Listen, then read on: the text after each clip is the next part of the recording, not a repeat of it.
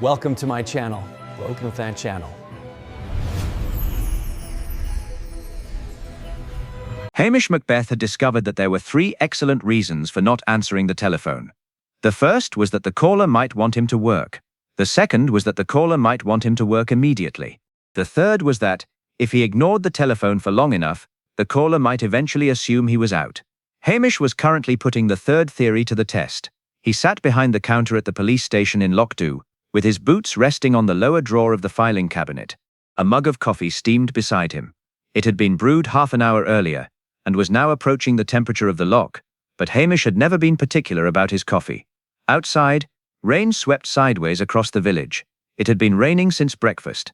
The mountains had disappeared behind a curtain of grey cloud, and the road to Strathbane looked as though it had been designed specifically to discourage human travel. Hamish regarded it with satisfaction. "Perfect," he murmured. The telephone rang again. Towser lifted her head. Hamish put one finger to his lips. "Don't encourage it." Towser sighed and went back to sleep. The telephone rang a 4th time. Hamish reached for his coffee. The receiver stopped ringing. Hamish smiled. He had won. Then there came a knock at the door. Hamish's smile vanished. A tall man entered without waiting for permission. He was dressed in a dark green waxed jacket that had probably cost more than Hamish's entire wardrobe. His boots were polished. His hair was silver, and his expression suggested that he had spent his life being disappointed by people who did not understand how important he was. Behind him came a woman. She was perhaps 60, dressed in a black wool coat and carrying a small handbag. Unlike the man, she said nothing. She merely looked around the police station. Hamish noticed her eyes. They were pale blue and very watchful. The man removed his gloves. "Constable Macbeth?" "Aye. I am Alistair Wemyss." Hamish waited. The man clearly expected more. Hamish supplied it. "How do you do?" Wemyss frowned. "I've recently purchased Glenrannoch House." "Oh, the estate. Aye. I should have thought you'd heard." "I probably did. And?" Hamish shrugged. "I forget things." Wemyss stared at him. The woman beside him almost smiled. Hamish noticed. That interested him more than Wemyss. Glenrannoch House stood 2 miles outside Lockdow, a gloomy stone mansion surrounded by several hundred acres of moorland. It had been empty for nearly 3 years. The previous owner had died abroad, leaving the estate tied up in lawyers and family arguments. Now Wemyss had bought it. The villagers had already decided they disliked him. Hamish had not yet met the man, but he could understand their reasoning. Wemyss looked like someone who would complain about the weather while standing in the rain. "I've come to report a problem," he said. Hamish sighed inwardly.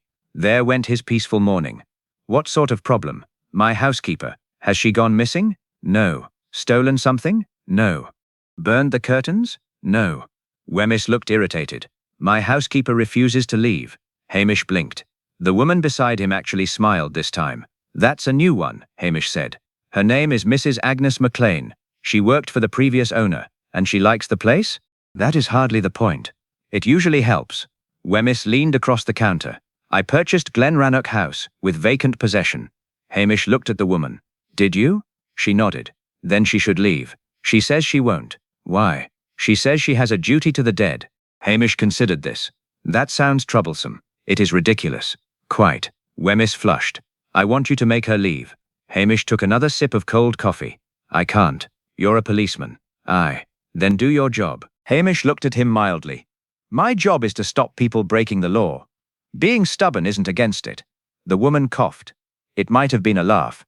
Wemyss turned toward her. "Mrs. Bell?" She looked at him. "Yes? I think you should wait outside."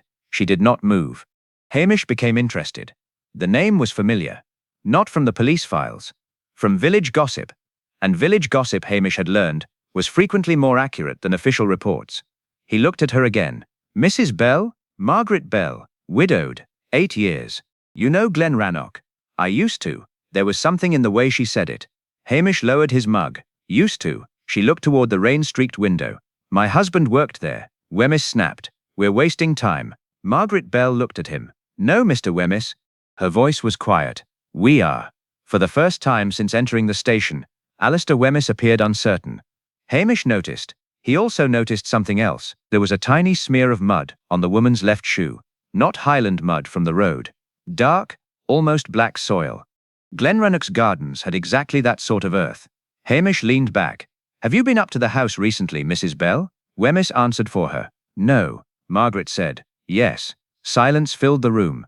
Hamish's dog opened one eye. Wemyss turned slowly toward the widow. "You told me you hadn't." "I changed my mind." "When?" "This morning." Hamish looked at the mud on her shoe.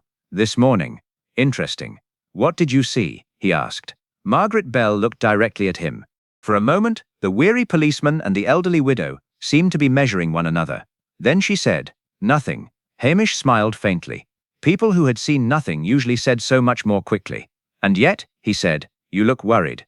"I am." "About Mr. Wemyss?" "No." "About the house?" Margaret's face tightened. "No." Hamish waited. She looked toward the window again. "About what happened there?" Wemyss gave an impatient laugh. "Nothing happened there." Margaret Bell turned toward him. "That's what my husband said." The room became very quiet. Hamish knew about Robert Bell. Everyone in Lochdoe did. He had been the groundskeeper at Glenrannoch for 27 years. 8 years earlier, he had supposedly died from a heart attack while walking home from the estate. An unfortunate accident. A sad business. Nothing suspicious. Hamish had been a young constable then. He remembered the rain. He remembered the body. And, suddenly, he remembered something else. Robert Bell had been wearing one boot. The other had never been found. At the time, everyone had assumed it had been washed away in the burn. Hamish looked at Margaret. She knew. Whatever she knew, she had carried it for 8 years. The telephone began ringing again. Hamish ignored it. Wemyss was staring at him. Margaret Bell was staring at the floor. And outside, beyond the grey curtain of rain, a lone raven flew over the hills toward Glenrannoch House. Hamish had the unpleasant feeling that his quiet morning was finished. He was right. By sunset, someone at Glenrannoch would be dead, and the widow would know exactly why. Section 2. The widow at the gate. By 4 o'clock, Hamish had developed a conviction that nothing good ever happened after lunch. This was especially true when headquarters was involved. The telephone had rung 6 times since Margaret Bell left the station. Hamish had answered none of them. Unfortunately, DCI Blair had eventually sent a constable from Strathbane with a message. "Report to Glenrannoch House immediately." Hamish had read it twice. Then he had put it beneath his coffee mug. Towser regarded him hopefully. "No," said Hamish. The dog lowered her head. "I know." Hamish pulled on his coat. Rain rattled against the windows. The village looked deserted, although Hamish knew perfectly well that half of Lochdoe was watching him from behind curtains. He walked toward Glenrannoch. The house stood beyond a stone wall, surrounded by dripping trees and rough grass. It was an ugly, impressive building, with narrow windows and chimneys that seemed to lean away from the wind. A black motorcar stood outside. Wemyss had already summoned help. Hamish sighed. The front door opened before he reached it. A young man stood there. "Constable Macbeth." I'm Charles Wemyss." Hamish looked at him. "Son, brother." "Ah." Charles stepped aside. "My uncle is in the library." Hamish entered. The hallway smelled of polish, damp wool, and something faintly medicinal. A grandfather clock ticked loudly against the wall. "What's happened?" Hamish asked. "My uncle has had an unpleasant discovery." "Has someone died?" "No." Hamish relaxed. "Good." Charles stared. "You don't seem very concerned." "I am concerned when people die. Until then I try not to waste energy." They crossed the hall. The library was lined with books nobody appeared to have read. Alistair Wemyss stood beside the fireplace, furious. "I found this in my desk," he said.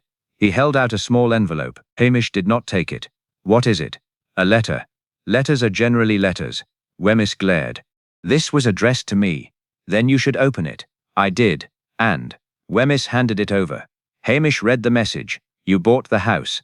You did not buy its secrets. Leave before the anniversary. No signature." Hamish looked at the paper. "That's not very friendly. It is a threat." Possibly. Hamish folded the letter. "Could be someone having a joke. My family doesn't joke. That sounds exhausting." Charles looked away. Wemyss's face darkened. "I want whoever wrote this found." Hamish nodded. "I'll see what I can do." A door opened behind them. Margaret Bell entered. She had changed her coat. Hamish noticed immediately. The shoes were different too. "Mrs. Bell," she stopped. "I came to speak to Mr. Wemyss. About the letter." Her face changed. "What letter?" Hamish watched her carefully. Wemyss stepped forward. "This." Margaret read it. For several seconds she said nothing. Then she whispered, "You shouldn't have come here." Wemyss laughed bitterly. I own this house. No. She looked at him. You own the walls. Charles frowned. What does that mean? Margaret ignored him. She turned to Hamish. You remember my husband? Aye. You remember how he died? People said it was his heart. They were wrong. The room seemed colder. Wemyss scoffed. This is nonsense. Margaret looked at him with sudden anger. My husband was afraid of someone. Who? She hesitated. Then footsteps sounded in the hallway. Everyone turned. A woman appeared in the doorway. She was in her late 50s, broad-shouldered and severe, with grey hair tied tightly behind her head. Agnes MacLean, said Charles. The housekeeper looked at Margaret. You should not have come. Margaret's face went pale. Hamish looked between them. That's twice I've heard that today. Agnes ignored him. She approached Wemyss. Mr. Wemyss, I am asking you for the last time. Sell the house. I have no intention of selling. Then you will regret it. Wemyss stepped closer. Is that another threat? Agnes's expression remained calm. No. She looked at Hamish. It is a warning. Then she walked away. Hamish watched her disappear. Towser growled softly. Hamish glanced down. You don't like her. Towser stared toward the corridor. Hamish knew the dog was rarely interested in human morality, but she was excellent at noticing when someone was frightened. Hamish followed Agnes. He found her in the kitchen, standing beside a kettle. You knew Robert Bell, he said. Everyone knew Robert. You knew him well. She did not answer. Did he tell you anything before he died? Agnes poured boiling water into a cup. No. Hamish leaned against the door. That's a very quick no. She looked at him. You should go back to Lockdown. I was planning to. Then do it. Can't. Why? Hamish smiled. Someone keeps telling me to leave. Agnes's hand trembled. Only once. Then she set down the cup. Robert found something. Hamish waited. What? I don't know. You just said he found something. He did. He told me that someone had been stealing from Glenrannoch. Money. No. Jewelry. No. Then what? Agnes looked toward the kitchen window. Records. Hamish frowned. Records. Old papers. Estate books. Letters. Why steal those? Because some things written down can ruin people. Before Hamish could reply, a loud crash came from the library. They hurried into the hall. Charles was standing beside the open door. Alistair Wemyss lay on the floor. The letter was beside his hand. And across the room, the library window stood open to the rain. Hamish knelt. Wemyss was breathing.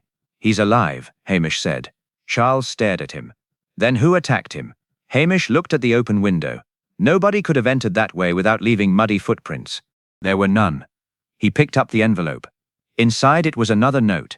This time, there were only 4 words. Ask the widow. Hamish looked toward Margaret Bell. She had followed them into the room. Her face had gone completely white. I told you, she whispered. Hamish stood. Told me what? Margaret looked at the unconscious man. Then at the rain. Then back at Hamish. The dead don't always stay quiet. Section 3. The thing in the desk. Hamish disliked mysteries that announced themselves. A proper mystery ought to creep up quietly, preferably after breakfast, when a man had eaten enough to face trouble. This one had arrived before supper. He stood over Wemyss, while Charles fetched blankets. The man had been struck on the head, but the wound was shallow. The blood looked worse than it was. Someone wanted him frightened, he said. Charles stared at him. How can you possibly know that? Because if they wanted him dead, I suspect they would have tried harder. Charles looked unconvinced. Hamish turned toward the window. Rain blew across the sill. The ground beneath it was soft, yet there were no footprints outside. That meant either the attacker had been remarkably careful, or the window had been opened after the attack. Hamish preferred the second possibility. He glanced at Margaret Bell. She was watching him. You knew this would happen. No. You expected trouble. Yes. Why? Margaret folded her hands. Because today is the anniversary of my husband's death. Charles looked startled. My uncle never mentioned that. Your uncle wasn't in Lockdown 8 years ago, Margaret replied. Hamish remembered that now. Alistair Wemyss had been living in London then. He had inherited part of the family fortune, but had not yet purchased Glenrannoch. The estate had belonged to another branch of the family. Hamish looked at the unconscious man. Why did he buy the house? Nobody answered. That is usually a useful question, Hamish said. Agnes MacLean entered, carrying a tray. She set it down beside Wemyss. Tea, she said. Hamish stared at her. Your employer has just been attacked. I noticed. And you're making tea. He'll want it when he wakes. Hamish considered this.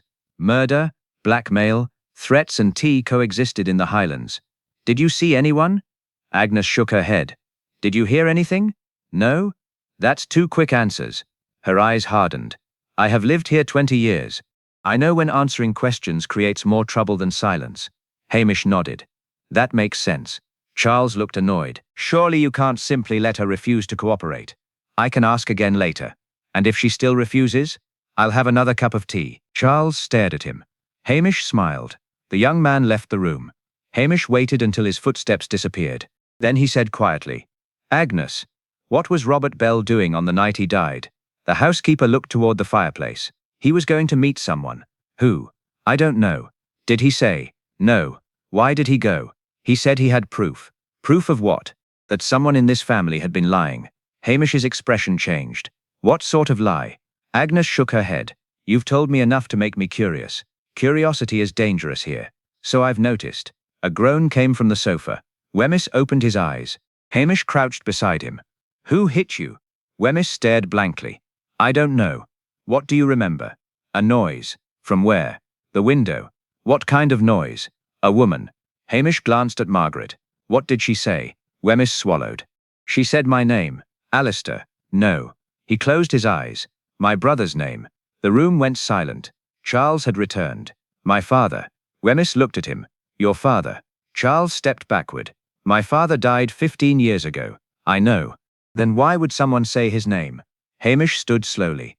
That was the trouble with old houses. They were full of dead people, and the living were forever giving them new opportunities to cause trouble.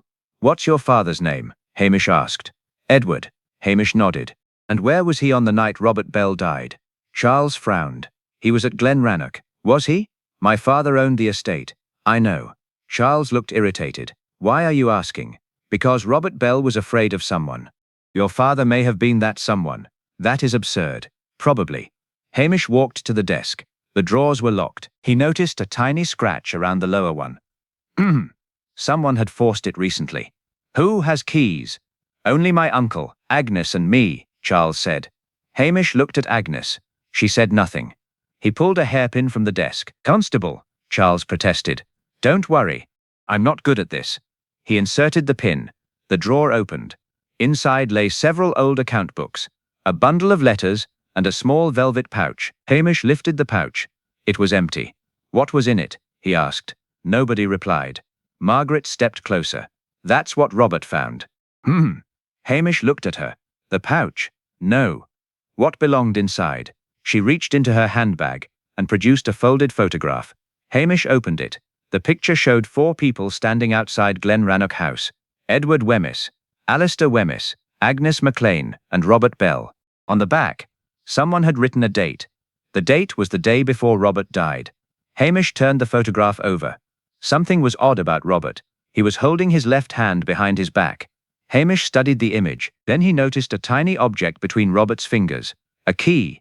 Where is that key now? He asked. Margaret's voice was barely audible. It was never found. Hamish looked at the locked desk, then at the old house, then at Alistair Wemyss.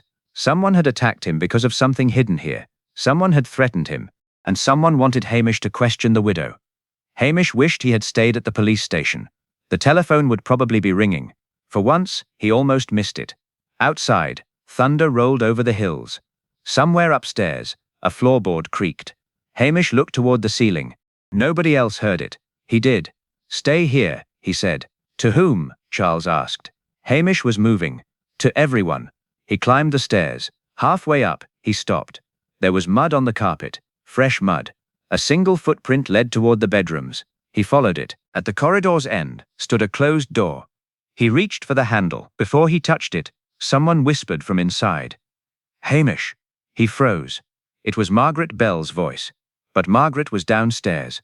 Chapter 4. The voice behind the door. Hamish stood perfectly still, listening quietly. The voice had come from the bedroom. It had sounded like Margaret Bell, but Margaret Bell was downstairs. Hamish considered several possibilities. He preferred the second. Someone was impersonating the widow. Hamish placed his hand on the door handle. Margaret. There was no answer. He opened the door. The bedroom was empty. A narrow bed stood against one wall, a wardrobe against another. Rain tapped against the window. He looked beneath the bed, then opened the wardrobe. Nothing. Then he noticed the window. It was open. He crossed the room and looked down.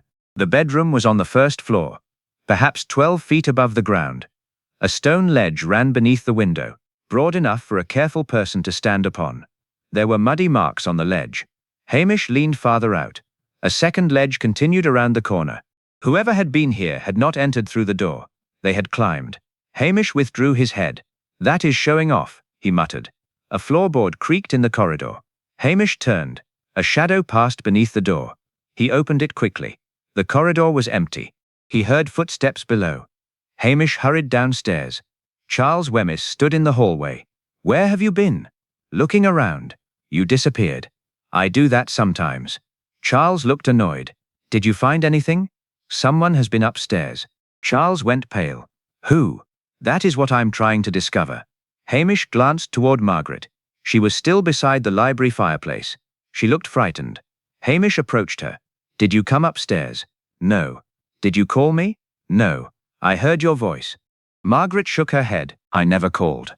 Hamish studied her face. She was telling the truth, or believed she was. "Do you have a sister?" "No." "A daughter who sounds like you?" "No." "Anyone who might imitate your voice?" Margaret hesitated. "There is one person." "Who?" She looked toward Agnes. The housekeeper had gone rigid. "Agnes," Margaret said. "No." Hamish turned to the housekeeper. "You know who she means." Agnes looked at him. "Yes." "Who?" She glanced at Charles. "His mother." Charles stared. "My mother died when I was 12. "I know." Hamish sighed. He walked back to the desk. The old photograph still lay there. He picked it up again. "Who took this?" Agnes answered. "Robert." "You're sure?" "Yes." "Then why was he in the photograph?" "He used a timer." Hamish nodded. That explained the camera, but not the reason. He turned the picture over. The handwriting on the back was neat. He held it closer. There was another line beneath the date, almost invisible. "Do not trust the man who inherits." Hamish looked at Charles. Charles saw the writing. "What does it say?" Hamish handed him the photograph. Charles read it. His face drained of color. "My father inherited Glenrannoch. Eventually. My uncle inherited it first." Hamish looked at Wemyss. Alistair was awake now, staring at the ceiling. "Your father left the estate to your uncle?" Charles nodded. "Then my uncle sold it, and bought it back." "Yes." Wemyss spoke weakly. "My brother owed money." Charles looked at him. "You never told me that." "There was no need." "There was every need." Wemyss closed his eyes. Hamish watched the two men. Family arguments were usually useful. People lied to strangers, but they tended to tell the truth accidentally when they were angry with relatives. "What did Edward owe?" "Nothing," Wemyss said. Charles replied. "Everything." Charles continued. "My father gambled." Silence followed. "He lost money," Charles said. "A great deal of it." Hamish looked at Margaret. She was staring at the floor. "Robert knew?" "Yes," she said. "And he knew about the records?" "Yes." "What records?" "Accounts." Hamish nodded. "Showing the gambling?" Margaret shook her head. "Showing where the money went." Hamish felt the case becoming clearer. Someone had stolen money from the estate. Robert had discovered it. He had confronted someone. Then he died. 8 years later, Alistair bought the house. Someone immediately began threatening him. And now the same person wanted the widow silent. Hamish looked at Agnes. "You know who stole the money?" The housekeeper said nothing. "You know," Hamish repeated. Agnes finally whispered. "I know who was blamed." "Who?" "My husband." Hamish frowned. "Your husband? He worked here too. Was he involved?" "No." "Then why blame him?" "Because he was dead." Hamish stared. That was an answer he understood. Dead men were wonderfully convenient. They could not complain. They could not defend themselves. And, most importantly, they could not contradict anyone. Hamish walked toward the kitchen. "I'm hungry." Charles blinked. "I need food." "It is always the time." Agnes almost smiled. "I can make soup." "Good." Hamish followed her. As they entered the kitchen, he noticed something on the table. A small brass key. It was wet. Hamish stopped. He picked it up. There was mud on the teeth. He looked toward the window, then at Agnes. "Where did this come from?" She stared at the key. "I don't know." Hamish slipped it into his pocket. Neither of them spoke. Then Towser began barking outside. Hamish hurried to the back door. The dog was standing near the garden wall, staring into the darkness. Beyond her, the rain fell heavily.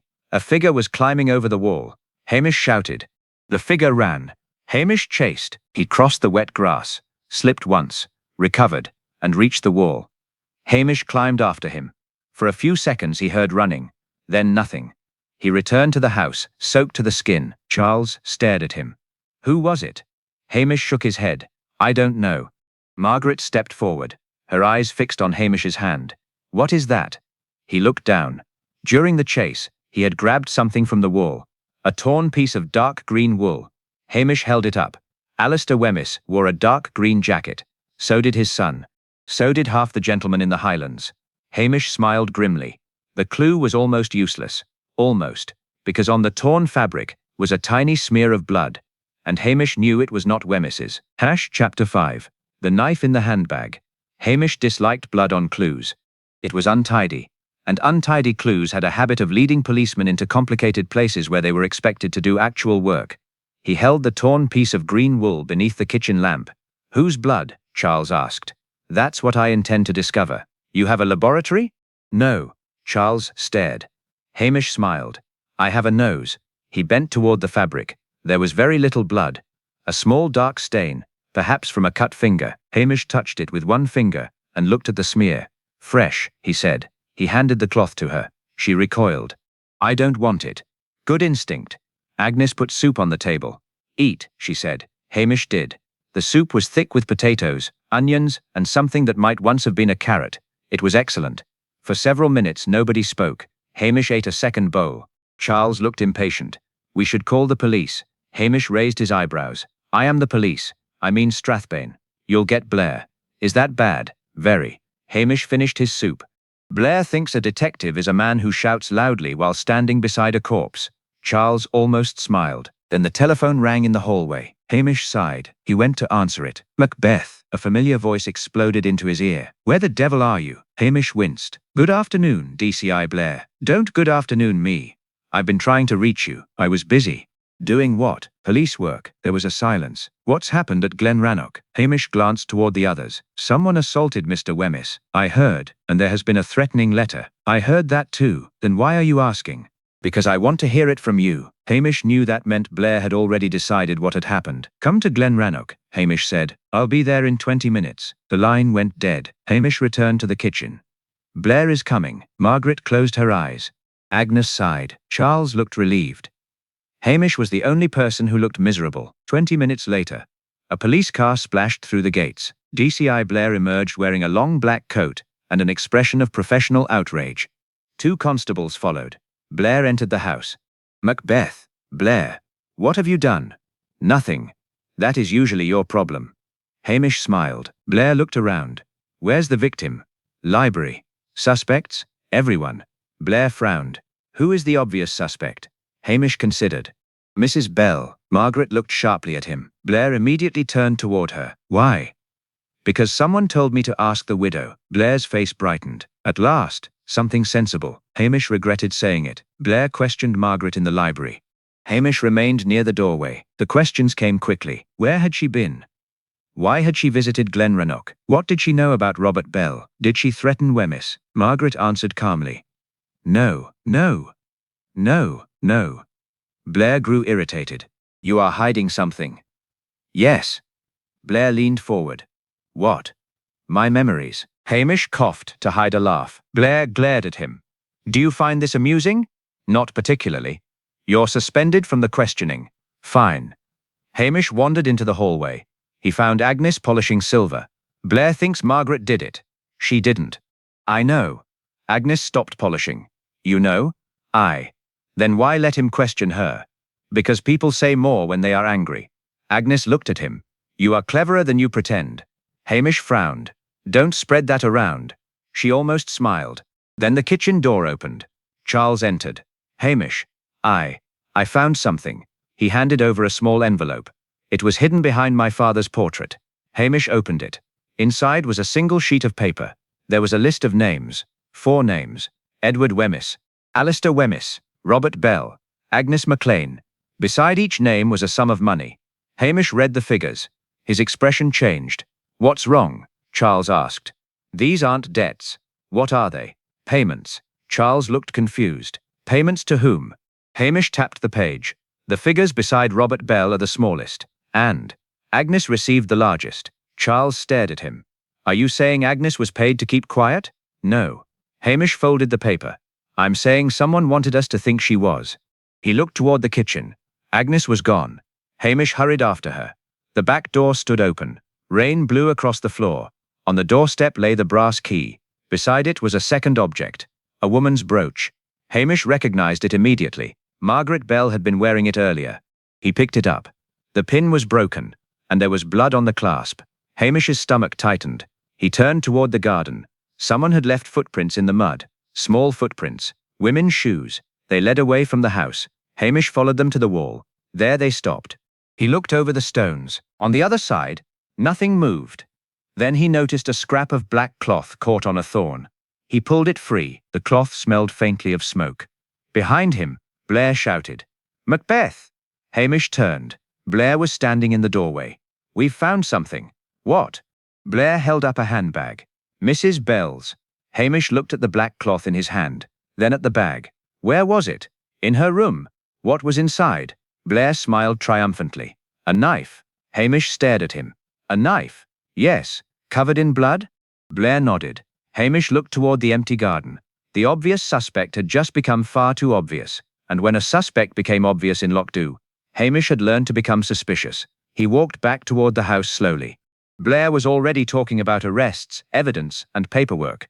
Hamish listened with the patience of a man watching rain fall. Somewhere beyond the wall, a gull cried over the loch. He wondered who had planted the knife, and why the killer had been careless enough to leave blood on Margaret's brooch. That was the part bothering him. Chapter 6. Blair's Brilliant Suspect. DCI Blair stood in the library, holding Margaret Bell's handbag, as though he had discovered the crown jewels.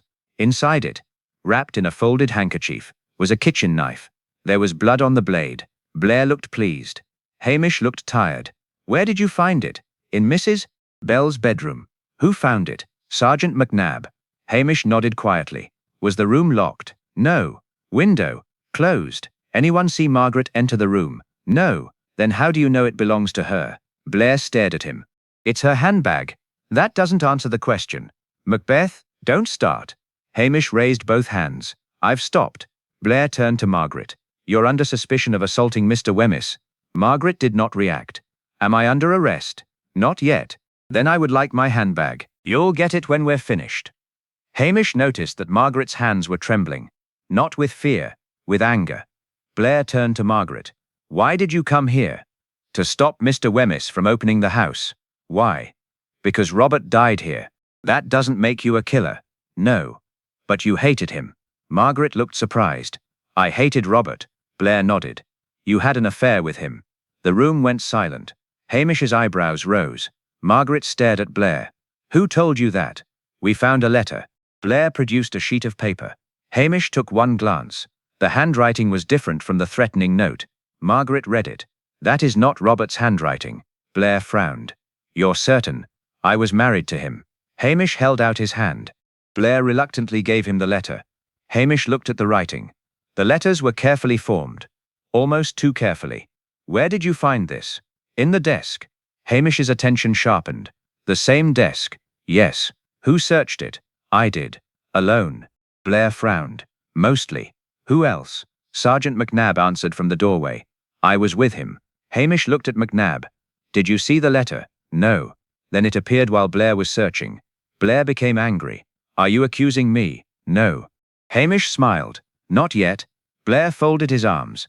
There's blood on the knife. Yes. There's a threatening letter. Yes. She had motive. Possibly. She was here. Yes. Blair looked triumphant. So. Hamish looked at Margaret.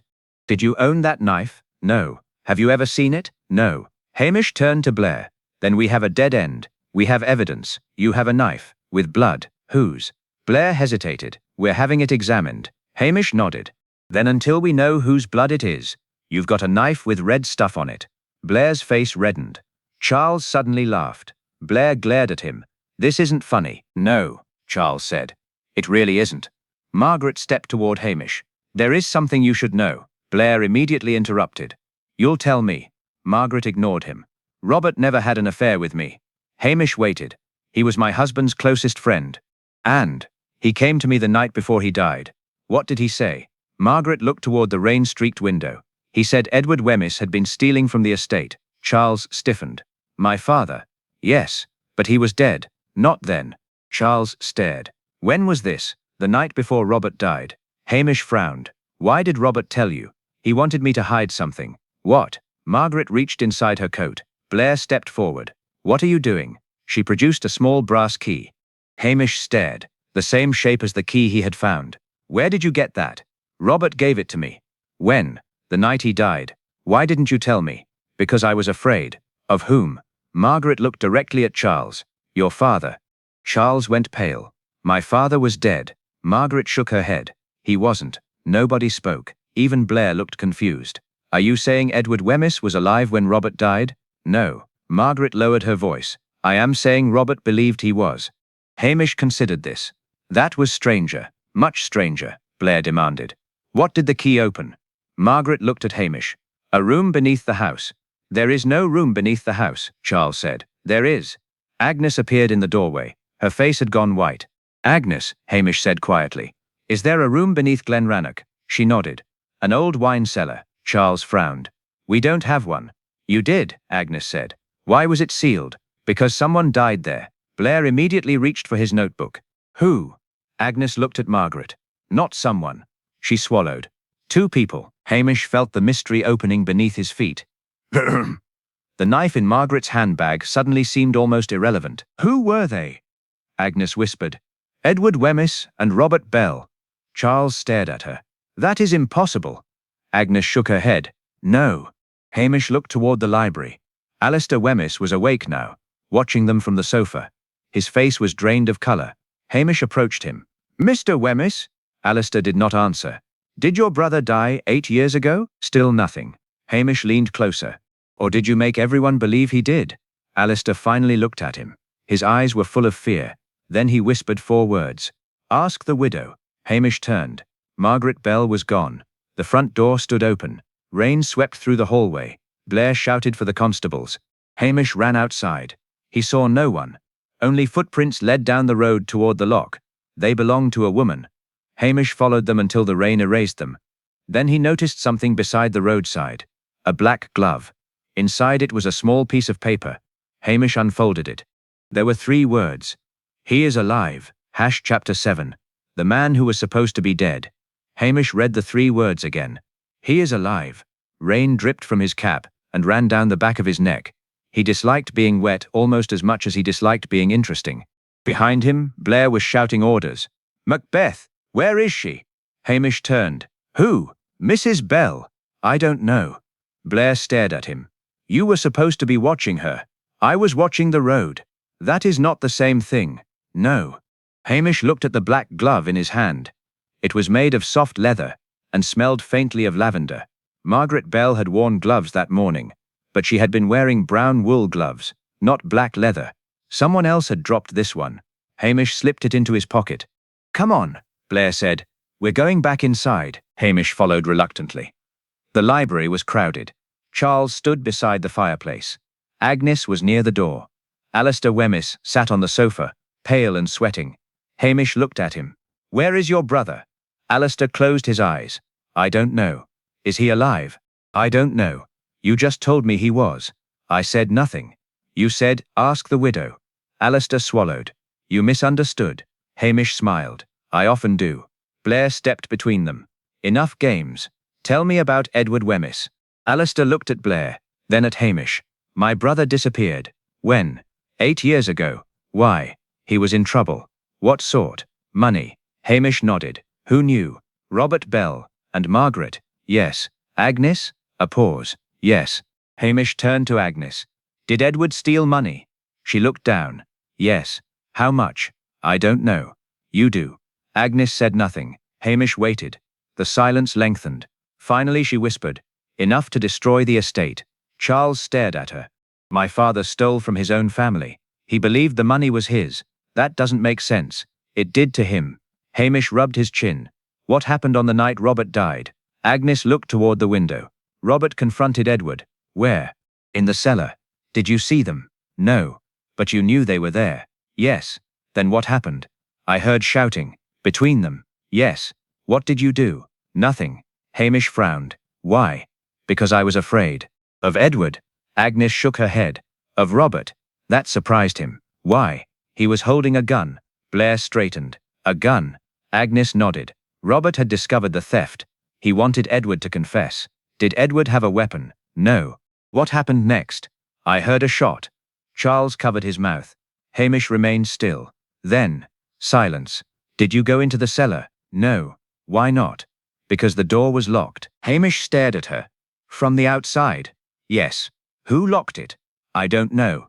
Blair immediately said. Then Robert and Edward were trapped. Agnes nodded. By morning, the cellar was empty. Hamish's eyes narrowed. Empty? Yes. No bodies. No. Then why did you say 2 people died there? Agnes looked frightened. Because that is what everyone was told. Hamish felt a chill that had nothing to do with the weather. Someone had created a story.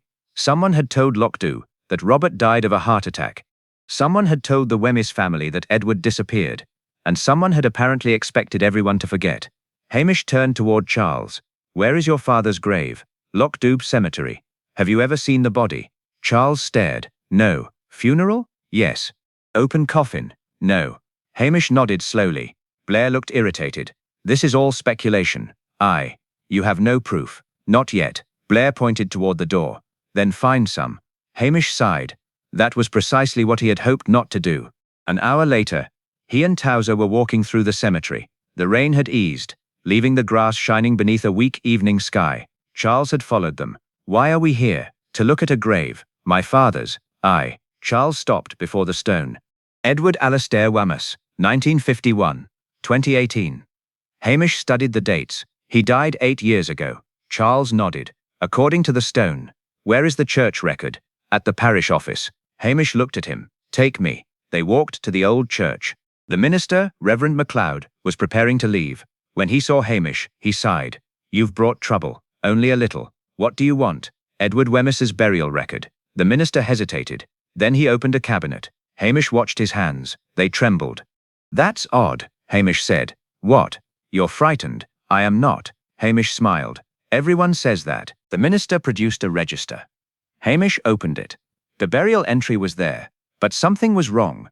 The date of death was 1 day earlier than the date everyone remembered. Hamish frowned. Who supplied this information? The minister looked uncomfortable. Alastair Wemyss. Did he provide a death certificate? Yes. Where is it? The minister hesitated. Then he said, it was never filed. Hamish stared. Never filed? No. Then how did you bury Edward? The minister's face went pale. We didn't. Charles stepped forward. What? The minister looked at him. Your father was never buried here. Silence filled the church. Hamish felt the pieces shift. Edward had no body. Robert had no proper death record. The cellar had no bodies. And Margaret Bell had vanished after leaving a message that someone was alive. Hamish suddenly remembered the torn green cloth, the blood, the glove, the voice upstairs. Someone had been moving around Glenrannoch while everyone watched the obvious suspects. He turned toward the church door. A figure stood outside, a woman, Margaret Bell. She lifted one hand, then she disappeared behind the stone wall. Hamish ran. He reached the churchyard. There was nobody there. Only a small envelope lay on the ground. Inside was a photograph. Hamish looked at it. The picture showed Glenrannoch House, taken that very afternoon. In an upstairs window stood a man. Hamish recognized him immediately. Edward Wemyss. And beside him stood the woman everyone believed was dead, Robert Bell. Hamish stared at the photograph. And for once he wished Blair had been right about something. Chapter 8. The photograph in the rain. Hamish stared at the photograph. Rain had stopped, but the house remained cold and silent around him, as though the walls were listening. The man in the window was unmistakably Edward Wemyss. Family photographs made identification easy. The woman beside him was Robert Bell, or someone who looked exactly like Robert Bell. Hamish turned the photograph over. The minister stood in the church doorway. Where did you get that? Found it. Who gave it to you? A woman. Mrs. Bell? Hamish nodded. The minister crossed himself. That surprised Hamish. Reverend, do you know something? No. You're sure? No. I know only what I was told. By whom? Alastair Wemyss. About Robert. That Robert died accidentally. And Edward. That Edward was buried elsewhere. But he wasn't. The minister looked toward the darkening road. No. Hamish's eyes narrowed. Why did you sign the register? I was pressured. By Alistair. Yes. Why? Because he said the family wanted privacy. Hamish gave a dry smile. Families wanting privacy usually don't involve ministers. The minister gave a tired smile. You know what Highland families are like. Aye. Towser barked from outside. Hamish turned. The dog was staring toward the cemetery wall. A moment later, a stone struck the church window. The minister jumped. Hamish opened the door. Nothing moved. He walked toward the cemetery wall and found another envelope. This one was sealed with red wax. Inside was a single sentence. Stop looking for the dead. Hamish sighed. I've been looking for the living. Towser wagged her tail. Exactly. When Hamish returned, Blair had turned the house upside down. Every room had been searched. Blair looked satisfied. We found nothing. Then why are you satisfied? Because we have eliminated several possibilities. Hamish glanced around. You've probably eliminated the furniture as well. Blair ignored him. Mrs. Bell is our prime suspect. She disappeared. Exactly. Which makes her look guilty. Yes. Or frightened. Blair frowned. Macbeth, don't complicate this. I wasn't planning to. Good. Hamish went to the kitchen. Agnes was sitting at the table. You saw the photograph, Hamish said. Yes. Who was the man in the window? I don't know. Agnes. She looked up. You've been protecting this family for 20 years. I was protecting the house. What's the difference? She smiled sadly. Sometimes there isn't one. Hamish sat opposite her. Tell me about the cellar. Agnes stared at her hands. It was built before the house. Secret entrance? Yes. Where? She pointed toward the pantry. Behind an old wooden cupboard was a narrow passage. Hamish moved the cupboard aside. A dark opening appeared. Blair came rushing in. What are you doing? Looking for the cellar. You should have told me. I was going to. When? After I found it. Blair swore. Hamish took a lantern. The passage descended. At the bottom stood an iron door. It was unlocked. Inside was a small cellar. Empty barrels lined the walls. Hamish moved toward the floor. There were marks on the stone. Something heavy had been dragged. He touched the stone. Too old. Blair looked disappointed.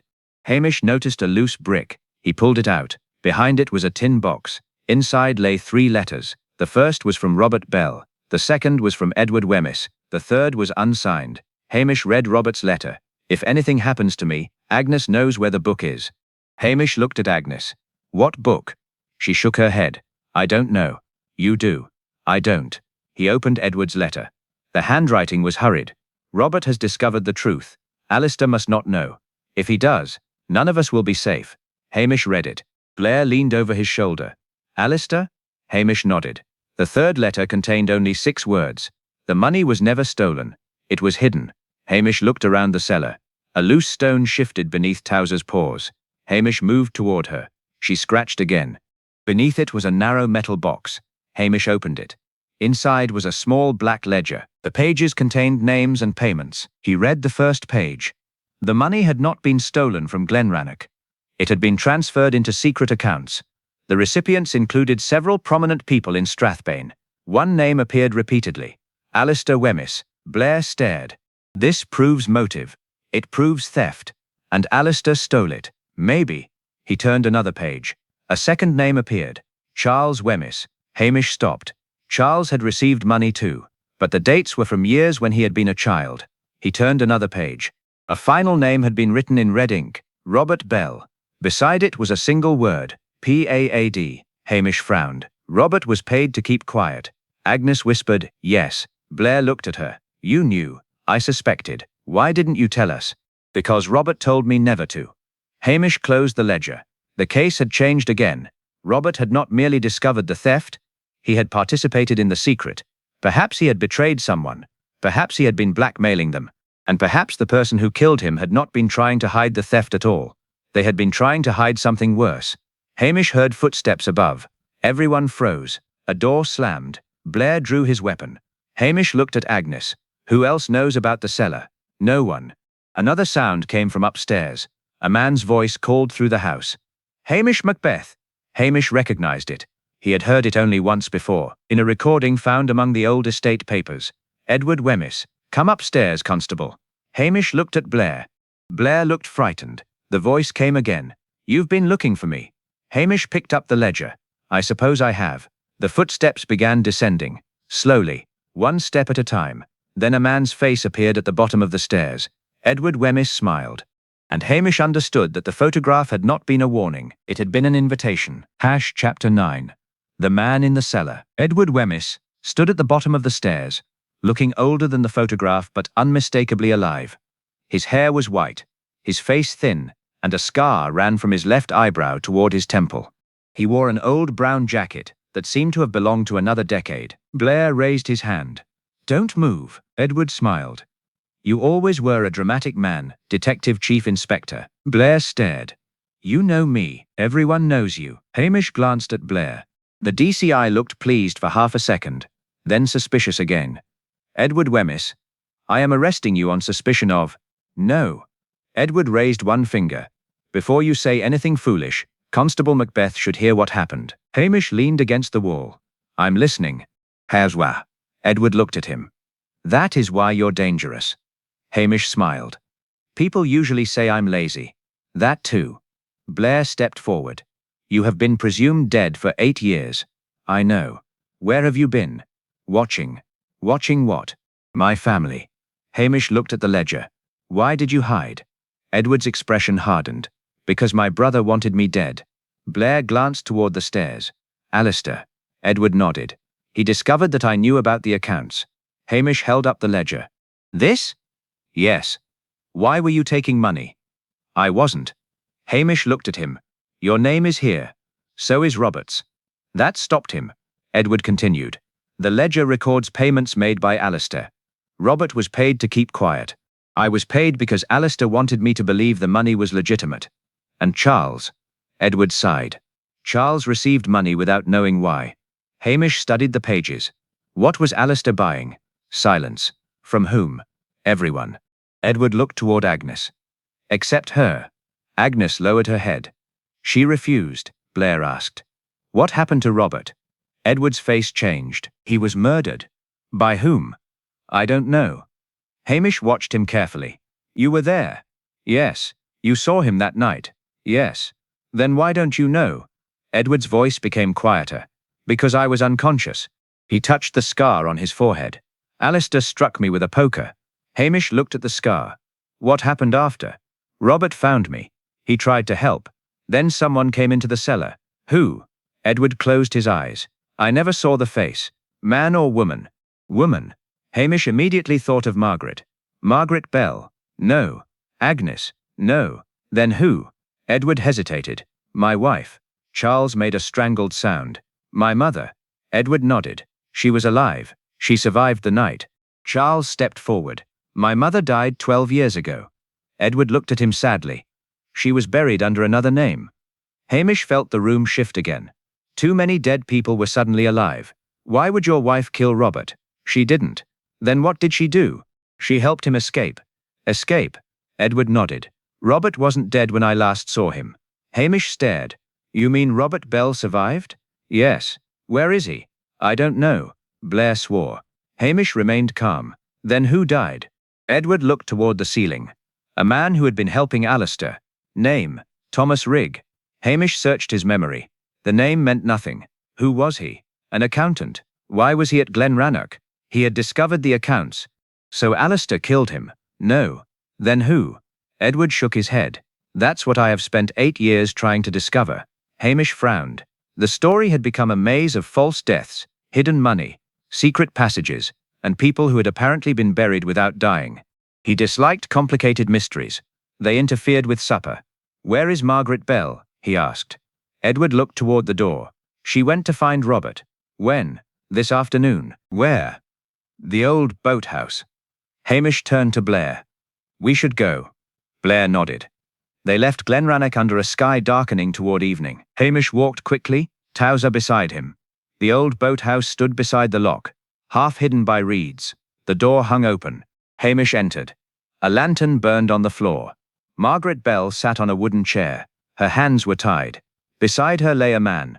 Hamish rushed forward. Robert Bell. Older, thinner, but alive. He opened his eyes. "Hamish." Hamish stared. "People have been telling me you're dead for 8 years." Robert gave a weak smile. "It's been inconvenient." Blair knelt beside him. "Who did this?" Robert looked toward Margaret. She knows. Margaret shook her head. No. Robert's eyes closed. Hamish noticed blood on his shirt. Who attacked you? Robert whispered one name. Agnes. Hamish froze. Behind them came the sound of footsteps. Agnes stood in the doorway. She held no weapon. She looked tired. I knew you'd find them. Hamish stared. Did you attack Robert? Agnes nodded. Yes. Margaret cried out. Agnes, don't. Blair reached for his handcuffs. Agnes did not resist. But Hamish noticed something strange. She was smiling. Why? He asked. Agnes looked at him. Because Robert is not the man you think he is. Robert opened his eyes. Agnes, she continued.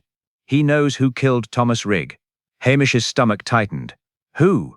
Agnes looked past him toward the lock. Ask the widow. Margaret stared at her.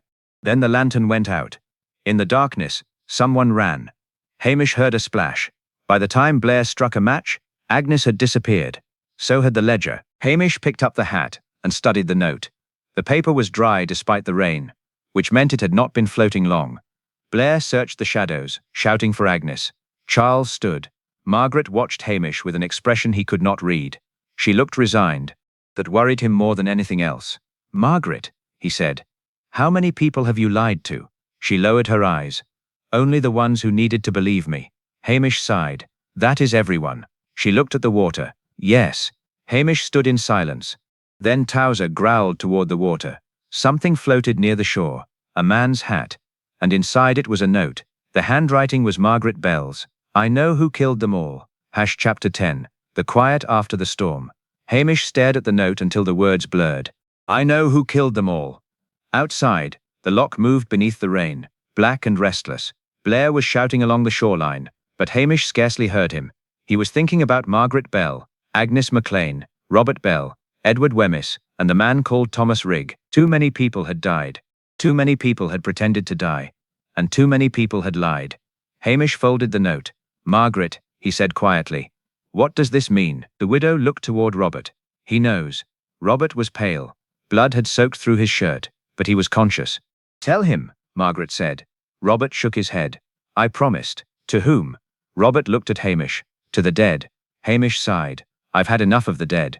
Robert almost smiled. Then he whispered, Thomas Rigg killed Edward's wife. Charles stared.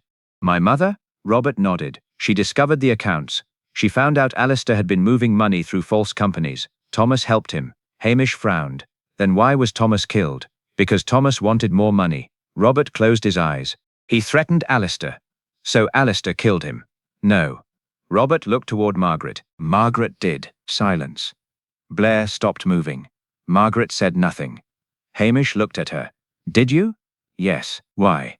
Because Thomas killed my husband. Robert's eyes opened. Not Robert. Margaret swallowed. Another husband. Hamish stared. She explained. My first husband was Thomas Rigg. The confession seemed to change the temperature of the boathouse. Margaret continued. He was cruel. He stole from everyone. When I discovered what he had done, I confronted him. He threatened me. Then, I pushed him. Into the lock? Yes. Accident? At first. Hamish watched her. You let people believe he had disappeared. I did. Then why did Robert help you? Because he knew Thomas was going to kill me. Robert nodded. Hamish looked at the pieces. Thomas had been an accountant. Thomas had been involved with Alistair. Thomas had threatened Margaret. Margaret had killed Thomas. But that still left Robert's supposed death. Who killed Robert? Margaret looked at him. No one. Hamish frowned. You were married to him. Yes. You knew he was alive. Yes. Why let Lockdow think he was dead? To protect him. From whom? Alistair. Hamish understood. Robert had discovered the accounts. Alistair needed him silent. The simplest solution had been to make everyone believe Robert was dead. But who died in his place? Margaret looked toward Robert. Thomas. Hamish stared. That was impossible. Thomas had supposedly disappeared years earlier. Margaret explained. After I killed him, Robert helped me move his body. Alistair discovered it later. He believed Robert had been murdered. We allowed him to believe it. Hamish rubbed his forehead. So everyone has been lying to everyone. Yes, that makes my job unpleasant. Margaret almost smiled. Then footsteps sounded outside. Blair drew his weapon. A shadow appeared at the door. Alistair Wemyss entered. He held a pistol. Charles stepped backward. Uncle. Alistair looked exhausted. Give me the ledger. Hamish shook his head. I don't have it. Where is it? Agnes took it. Alistair's face changed. Agnes? Yes, he laughed bitterly. She always was loyal to the wrong people. Hamish watched him. You killed Thomas Rigg. Alistair nodded. Yes. And you tried to kill Robert. Yes. You attacked me? No. Then who did? Alistair smiled. Agnes? Hamish frowned. The pieces clicked. Agnes had attacked Robert because she wanted him to reveal the truth. She had taken the ledger because she intended to expose Alistair. But why? Hamish looked at the door. Agnes stood outside. She held the ledger. You're finished, Alistair. He raised the pistol. Hamish moved. He knocked the weapon aside. It fired into the ceiling. Towser barked furiously. Charles tackled his uncle. Blair seized the pistol. Within seconds, Alistair was handcuffed. Agnes walked into the boathouse. She handed Hamish the ledger. It's over.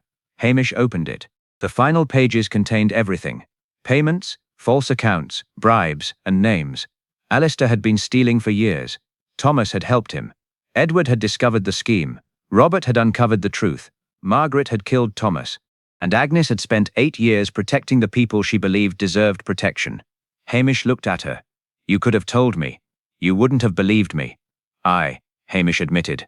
Probably not. Robert smiled weakly. You're a good policeman, Hamish. Hamish looked alarmed. Don't tell anyone. Blair heard him. I heard that. Hamish groaned. The next morning, Lockdow was buzzing. By noon, everyone knew that Edward Wemyss was alive. Robert Bell was alive. And Alistair Wemyss was under arrest. Nobody knew what to make of Margaret. She had confessed to killing Thomas, but the circumstances were complicated. Blair promised a thorough investigation. Hamish privately hoped it would take years. He returned to the station. The telephone rang. He ignored it. Towser slept beside the stove. Hamish poured coffee. It was terrible. He drank it anyway. Outside, the rain had stopped. The mountains appeared beneath a clearing sky. Lockdow looked peaceful again. Hamish smiled. He had solved the mystery. He had saved Blair the trouble of understanding it. And, most importantly, nobody in Strathbourne had yet suggested promoting him. Hamish settled into his chair. Then the telephone rang again. He closed his eyes.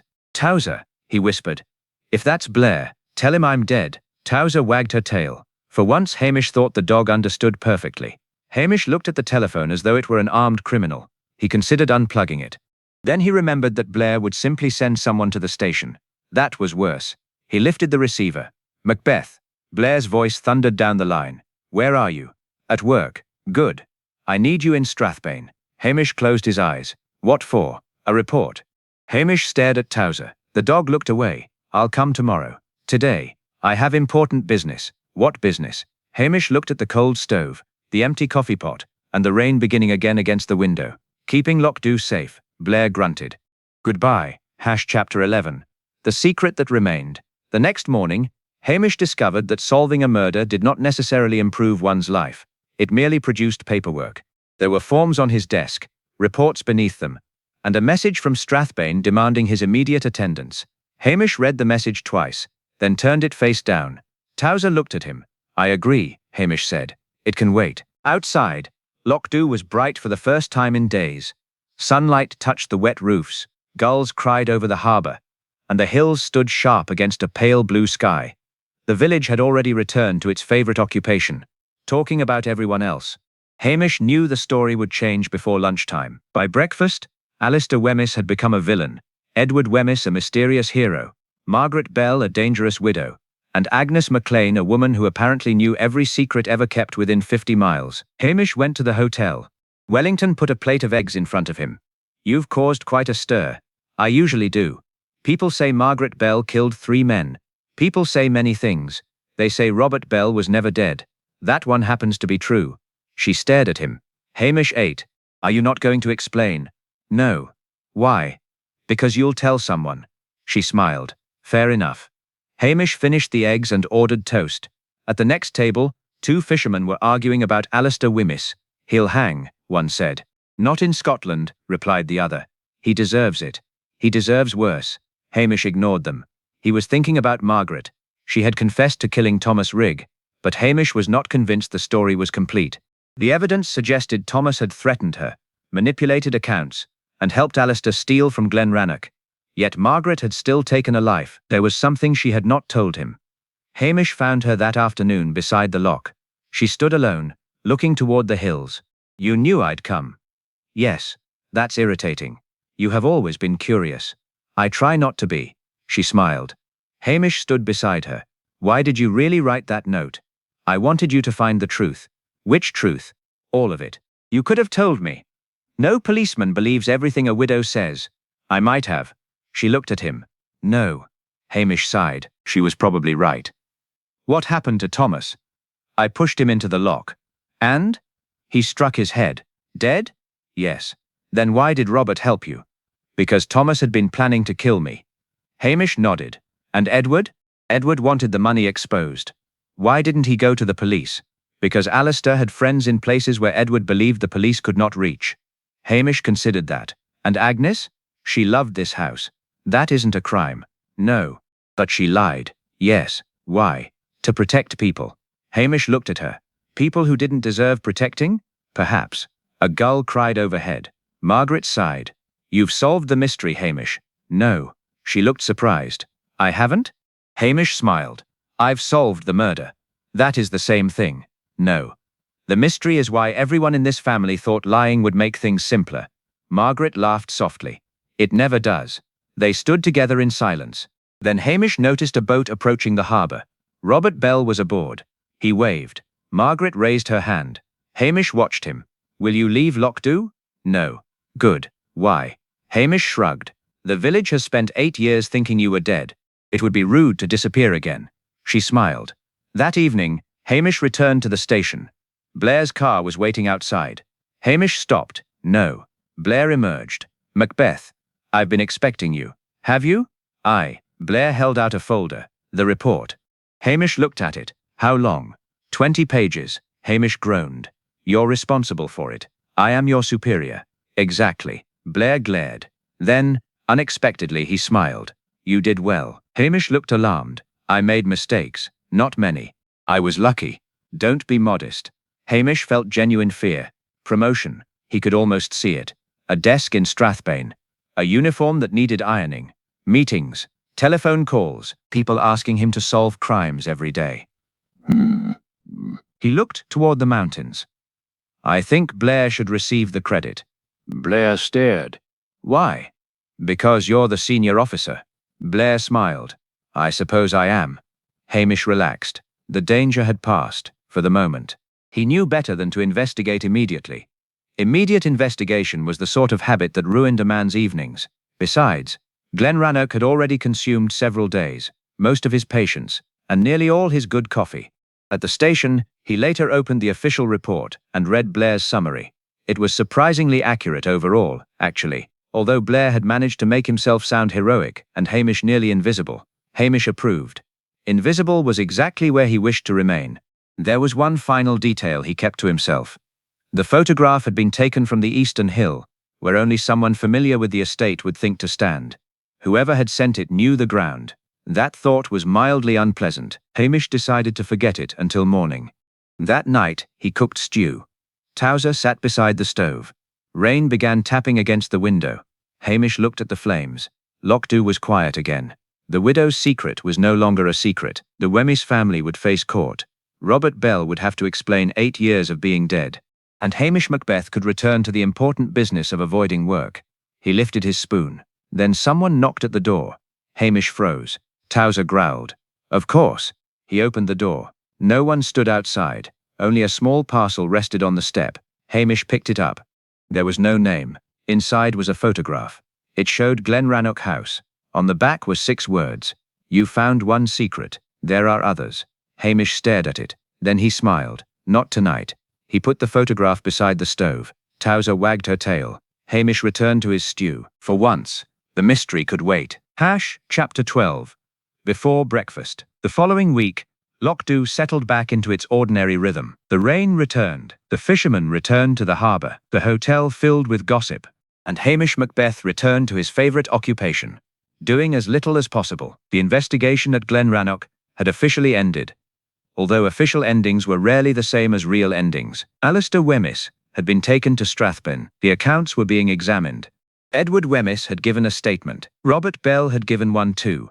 although he had spent most of his time complaining that nobody had believed him when he was alive. Agnes MacLean refused to speak to journalists. Margaret Bell disappeared from public view. Lockdood approved of all this. The village preferred mysteries when they happened to other people. Hamish sat beside his stove one evening, with Towser asleep at his feet. A pot of stew simmered gently. His coffee was fresh. This was important. He had learned that crime was tolerable if coffee remained available. There came a knock. Hamish looked toward the door. Towser lifted her head. "No," Hamish said. The dog lowered it again. The knock came a second time. Hamish opened the door. Margaret Bell stood outside. She wore a dark coat and carried a small suitcase. "I am leaving tomorrow." Hamish leaned against the door. "Where?" "Edinburgh." "Why?" "Because people keep asking questions. They usually do." She smiled. "I wanted to thank you. You can send coffee." "I will." She handed him a small envelope. Hamish looked at it. "What is this?" "A letter." "From whom?" "You'll know." She walked away before he could ask anything else. Hamish returned inside. He opened the envelope. The letter was from Robert Bell. Hamish read it slowly. "Constable Macbeth, there are things I never told you, because telling them would have endangered people who did not deserve it. But I owe you the truth. The night I supposedly died, I discovered that Alistair was not acting alone. Someone else had access to the accounts. Someone who remains in Lockdow." Hamish stopped reading. Towser opened one eye. "Don't look at me," he continued. "I never learned the person's name, but I knew how they signed their letters. A small black circle." Hamish frowned. At the bottom of the page was a tiny black circle. He stared at it. Then he looked toward the window. Across the road, someone was standing beneath a street lamp. Hamish rose. The figure disappeared.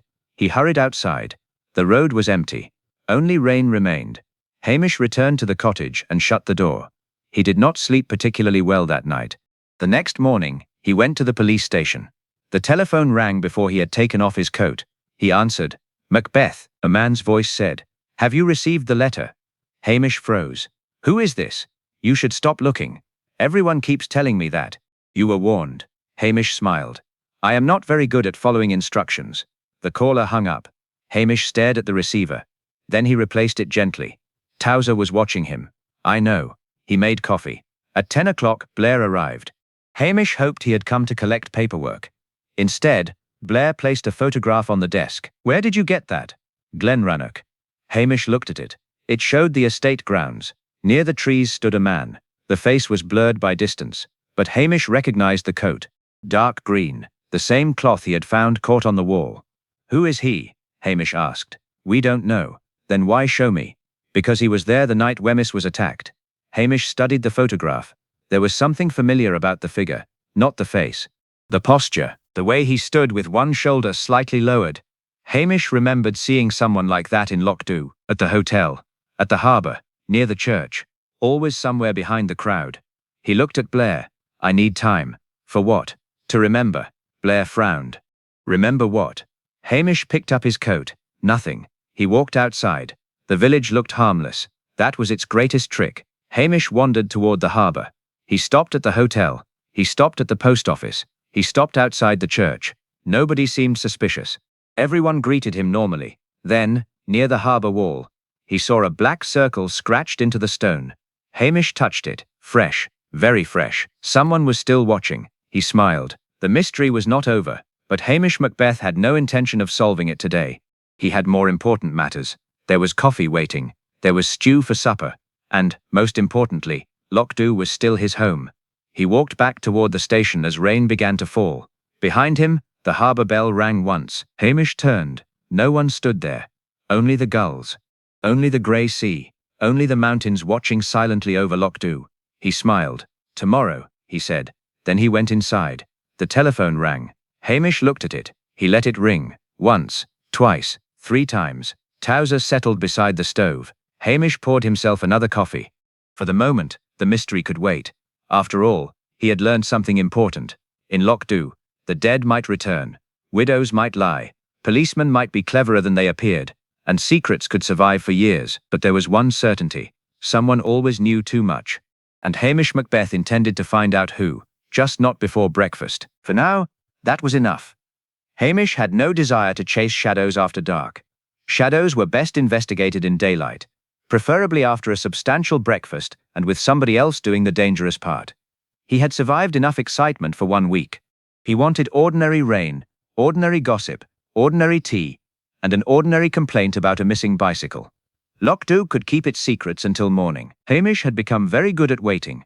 There were worse occupations than being a policeman in the Highlands. Most of them involved paperwork, and Hamish had already decided he had suffered enough for today. For one man,